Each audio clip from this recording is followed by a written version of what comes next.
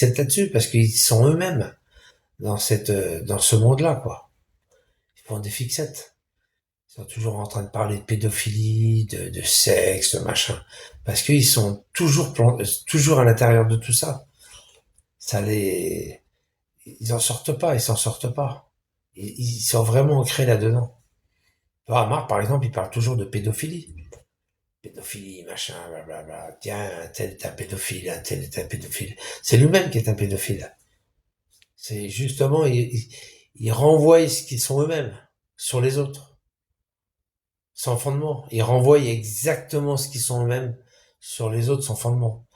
C'est d'eux, ils parlent, en fait. C'est d'eux-mêmes qui parlent. Ah ouais, c'est ça. Quand tu dis bonjour à un enfant, c'est parce que t'aimes les enfants, parce que t'aimes la vie, t'aimes les gens. Tu peux pas laisser un enfant de côté sans lui parler. Tu leur dis bonjour. Parce que l'enfant existe. Si la personne âgée refuse de dire bonjour à l'enfant, l'enfant, il va vivre, il va grandir sans contact avec les adultes. Et c'est très, très mauvais. Et un enfant a besoin d'avoir des contacts avec des animaux.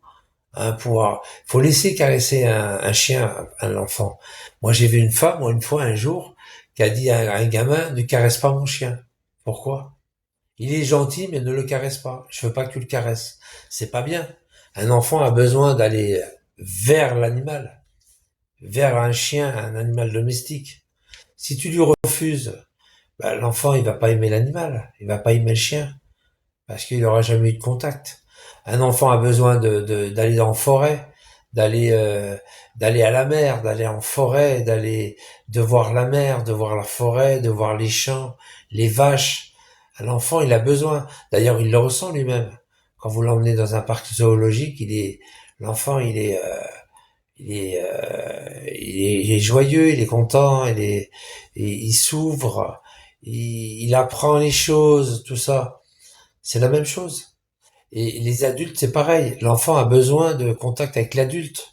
Ben, des adultes propres, hein, pas des pédophiles. Hein. Des adultes conscients, des adultes respectueux envers l'enfant. Et là, c'est bien. Mais là, c'est tout le contraire, les musulmans.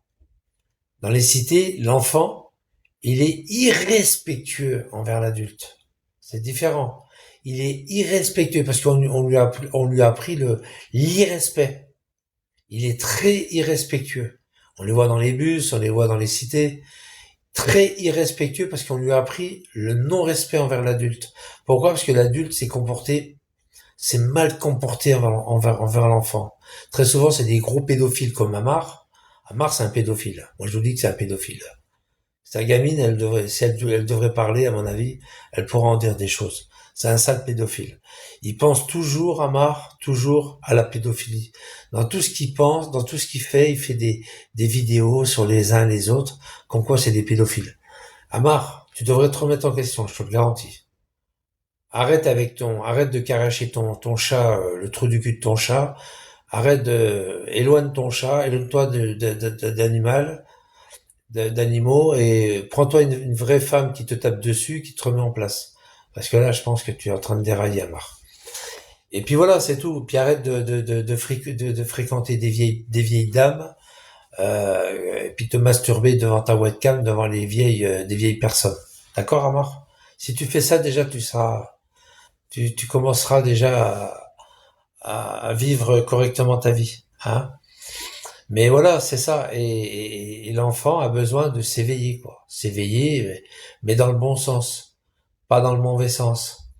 Pas par des coups, par des brimades, par des insultes, hein, pas lui montrer, pas lui dire des insultes, et puis après il les répète.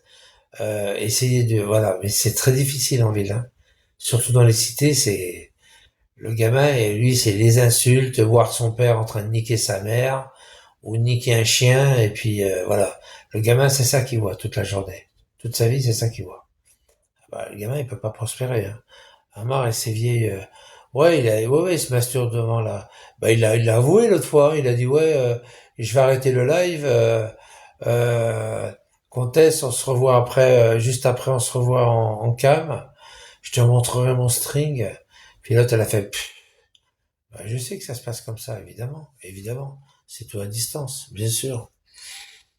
Bien sûr, c'est exactement ça. Marie, il va se masturber dans sa cabine de camion avec la comtesse, tout ça. Là. Ouais, bien sûr, c'est ça. Ouais, mais c'est ça. Puis l'autre, elle doit prendre du plaisir. C'est virtuel, hein, tu me diras. C'est virtuel. Et un jour, ils se sont rencontrés ensemble dans un chalet en Savoie, quoi. C'était trop drôle. Trop drôle. Surtout qu'il est parti voir après, il est parti voir Eliane. Eliane, elle voulait plus le voir, quoi. Elle a arrêté carrément Bigot, quoi. Comme par hasard. Elle a enlevé son Eliane 23, elle a enlevé le 23. Elle voulait plus faire partie de Hamar. Qu'est-ce qui s'est passé? Il est parti la voir. Il est parti la voir et elle l'a foutu dehors à 3-4 heures du matin. Elle l'a foutu dehors. Je sais pas ce qui s'est passé, mais en tous les cas, elle a été choquée, hein. Elle a été très choquée. Je sais pas ce qui s'est passé. Je sais pas s'il a essayé ou il est arrivé à ses fins. Je sais pas. En tous les cas, chaud, hein. Et il en parle pas de ça. Il en parle pas. Et il dit rien. Une petite, 2 ou 3 jours après, il a dit ouais, Eliane, elle veut plus rester. Hop, et puis hop, il a changé de conversation. Il a parlé d'autre chose. Ah ouais, il s'est pas attardé là-dessus, quoi, sur ce sujet. Eliane 23, on saura jamais ce qui s'est passé. Réellement. Ouais, enfin, c'est à elle de venir nous dire, un peu comme Francine ou Françoise, qui était venue nous dire que Bouscap l'avait violé, hein, l'avait tapé, violé, et puis qu'il avait violé aussi auparavant, qu'il avait pris 5 ans, quoi. 5 ans pour viol à Vars, à Grenoble. C'est des violeurs, hein, la plupart des gens, c'est des gros violeurs, c'est des gros pédophiles, des violeurs, hein.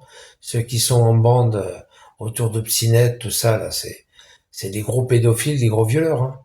Dans les cités, ils ont ils ont des trucs vachement lourds entre eux, hein. Ah ouais, très lourds, hein.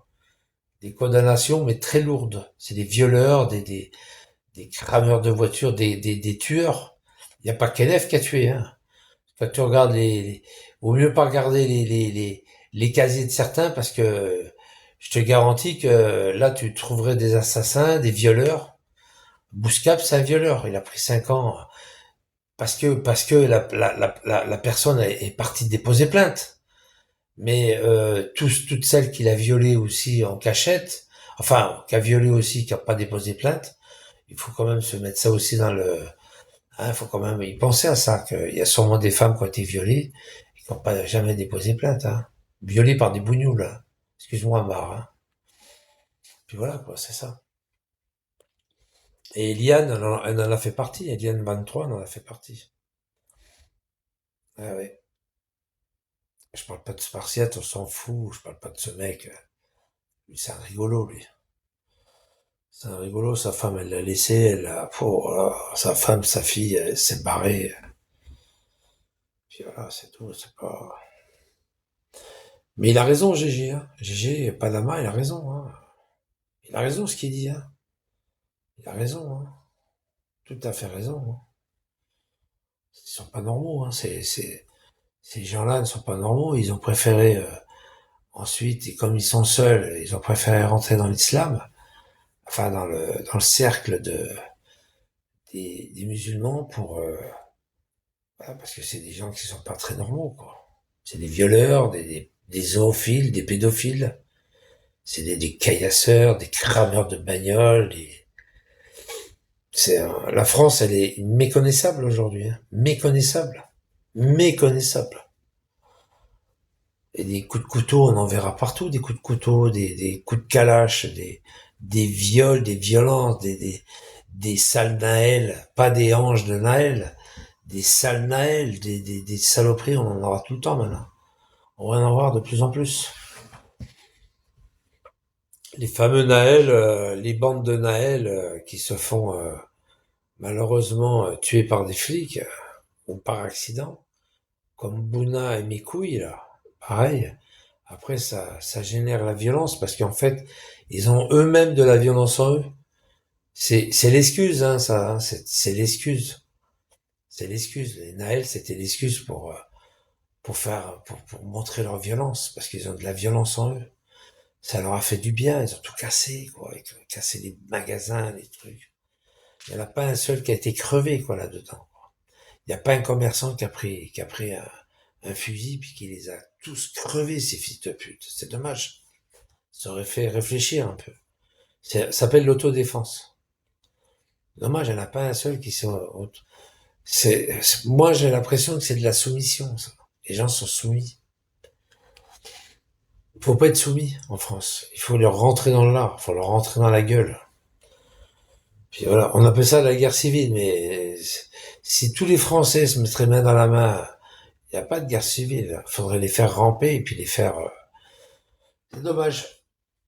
C'est dommage. Ils sont soumis, hein, les Français, malheureusement. Il y a une soumission, hein. C'est reconnu maintenant, ça y est. Ils vont pas me dire que le Français n'est pas soumis, hein. Moi, je le sais, moi, je le suis pas, hein. C'est pour ça, moi, je dégage d'ici parce que ça me dégoûte. La France, ça me dégoûte. Merci. Elles sont arrivées à 7 heures ce matin. Alors, pour faire plaisir, on laisse le Français, sur le trottoir et puis on va donner un logement à un crouille, à une crouillasse, à une négresse, à une machin, ou ce que vous voulez, je m'en fous. Je m'en fous des termes. Mais on va lui donner les logements pour faire plaisir à ces gens-là. Pas au Français, à lui-même. Le Français, il est sur le carreau, hein, complètement. Il a le droit à plus rien maintenant. Il a le droit à plus rien. S'il est dans la merde, tant pis pour lui. On donnera priorité à quelqu'un qui arrive à 1000 kilomètres d'ici, qui a pas de boulot, qui a rien, qui tend la main, des clochards. Les clochards de l'immigration. Ça s'appelle des clochards de l'immigration. Ils ont pas un rond, ils vont à la CAF, on leur donne tout. Voilà. Et puis la plupart de ces gens-là, c'est des gens qui veulent pas bosser, hein. On a eu symboliquement, je crois qu'il y a plusieurs années, on a eu symboliquement une affaire qui avait été traitée par Sarkozy à l'époque. C'était des Roumains ou des Polonais ou des Roumains, je ne sais plus exactement. C'était une femme, l'histoire de voile, je crois, du voile. Ouais, il y avait une histoire du voile au départ. Alors, le voile, hein, ça commence à arriver, les histoires de voile, du tchador, le voile, vous vous rappelez dans les écoles. Et, euh, et la famille, elle foutait rien. Ils étaient là, la fille, elle est née ici, et ils foutaient rien parce qu'ils ont chié leur gamine en France. Et Sarkozy il les a renvoyés chez eux. Et elle a fait du chantage. Elle a dit, alors on lui a dit, toi tu peux rester, mais tes parents ils dégagent. Et elle a dit, ben moi je suis mes parents. Elle est partie en Pologne, je sais plus où c'était en Roumanie. Et puis là, ils ont intenté. T'avais tous des avocats gauchos de France qui les ont aidés et qu'ils ont demandé à l'Europe, c'est passé par la Cour européenne. Et qu'est-ce qui s'est passé? La Cour européenne a donné raison à la famille. Qu'est-ce qui s'est passé? Ben la famille est revenue. Elle est revenue avec sa fille. Hein, ils ont eu raison contre Sarkozy. Et le pire, c'est pas ça le pire. Ou le mieux pour eux, c'est pas ça. C'est quand ils sont revenus, on leur a fait la courbette et on leur a trouvé un logement rapidement. Ils avaient un F4 rapide. Voilà, un F4 dans un beau quartier. Et tous ces avocats les ont entourés. Ils ont fait une petite photo de famille pour dire on a bien enculé la France. Voilà, vive l'immigration. Voilà. Et le mec, il continuait après à mettre les pieds sous la table. Il avait une quarantaine d'années, le mec, hein. Mettre les pieds sous la table, la femme pareil, les pieds sous la table, la télé, le petit café qui va bien, et puis voilà. Et la vie est belle. Voilà. Je sais plus comment ça s'appelait, l'affaire, je sais plus comment ça s'appelait cette affaire. Elle avait défrayé la chronique, vous vous rappelez ou pas? Elle avait défrayé la chronique, on l'a oublié, elle. On l'a oublié, on l'a complètement oublié, hein. Ah ouais. Ah oui, on l'a oublié, hein. Et pourtant, on était dans notre bon droit. Une famille comme ça qui vient en France, qui fout rien, qui touche les allocations et qui fait pas d'efforts pour travailler. Non, j'ai pas le démon, pas du tout. Eh bien voilà, C'est comme ça, hein, c'est comme ça. Et en France, c'est tout comme ça. Voilà. Et ils arrivent, ils se mettent les pieds sous la table, et puis voilà. Non, c'est pas chez toi ici.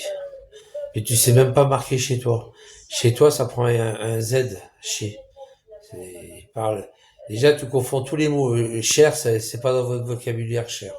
C'est pas un mot qui vous convient. Cher, chéri, amitié, amour, c'est pas pour vous ça. C'est des mots qui doivent pas vous être familiers. Donc ça n'a rien à voir pour vous. C'est chi, c'est pas cher, c'est chi. C-H-E-Z. Ça ne même pas écrire parce que vous êtes une bande d'incultes. Les incultes du vocabulaire, on vous les connaît, vous inquiétez pas.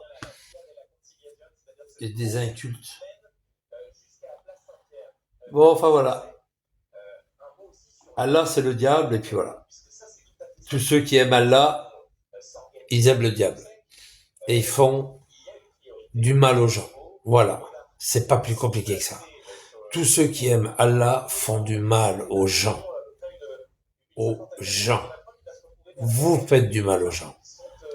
Vous faites du mal dans la vie. À vos enfants, aux gens, à n'importe qui. Regardez bien ce que vous faites. Regardez bien que votre vie, elle n'est pas parfaite. Vous faites du mal aux gens. Vous faites du mal à vos enfants. Que ça soit par, par méchanceté, par tabassage, sexuellement. Vous faites du mal à vos gosses. Alors arrêtez de parler de pédophilie ou de maltraitance d'enfants. C'est exactement ce que vous faites. Vous êtes les rois. Dans ce domaine-là, vous êtes les rois du monde.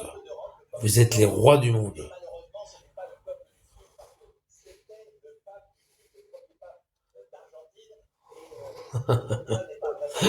C'est un peu vrai, j'ai dit.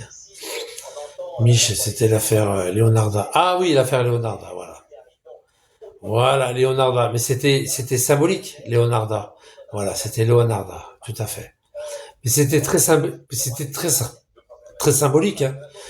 Juste, il avait raison, Sarkozy. Pourtant, c'est un fils d'immigré, lui, hein. Il est hongrois, je crois. Il avait raison. Oui, mais lui, c'est un fils d'immigré, mais c'est un fils d'immigré, quand il venait en France, il travaillait, quoi. Ils attendaient pas que les Français leur donnent à bouffer, quoi. Les mecs, ils se pliaient en quatre et puis ils allaient bosser, quoi. La différence, elle est là. Tandis que la famille de Leonarda, ils sont arrivés, ils se sont frottés un peu les couilles, hein, ils se sont frottés les couilles, les pieds sous la table, la CAF, tous les mois, clac, clac, clac, et ces gens-là, ils voulaient pas travailler, quoi. Le problème, il était là. Il s'est dit, on a chié notre gamine ici, maintenant, grâce à notre gamine, on est sur le sol français, on peut plus nous expulser. Voilà. Et Sarkozy, il l'a fait quand même. Il l'a fait quand même, au bon vouloir des critiques des gauchos, etc. Et ça, c'est Leonarda, c'est l'histoire du foulard. Ça a commencé comme ça, le voile, l'histoire du voile, et ensuite de la burqa. Ça a commencé comme ça. Ça a foutu le feu à la mèche. Et l'histoire du foulard, après, ça a pris une ampleur. Et puis, pour faire chier tous les musulmans, tous ces faux musulmans de merde qui font croire qu'ils aiment Dieu, en fait, ils aiment le diable. Tous ces gens-là, ils ont envoyé leurs gamins à l'école avec le foulard. Et après avec le voile. Pour faire chier la République, pour faire chier la France. Et ils ont réussi leur pari. Ils ont réussi leur coup. Et puis maintenant, bah voilà. Maintenant, tu vois ce qui se passe. T'as une gamine de 13-14 ans, ça y est, elle est en burqa, quoi. Carrément en rose fluo, en vert fluo, ou des robes avec des paillettes, avec des machins, avec des strass. Tout juste s'ils vont pas un mec qui va sortir, et ça va sortir. Ils vont mettre des LED qui clignotent un peu toutes les couleurs, avec une pile dans le cul, et puis ça sera un vrai sapin de Noël, quoi. Tu vois, dans la rue, à 10 heures du soir, ça sera un vrai sapin de Noël. Puis voilà, on va y arriver, hein. Ben moi j'ai vu l'autre fois une robe à une certaine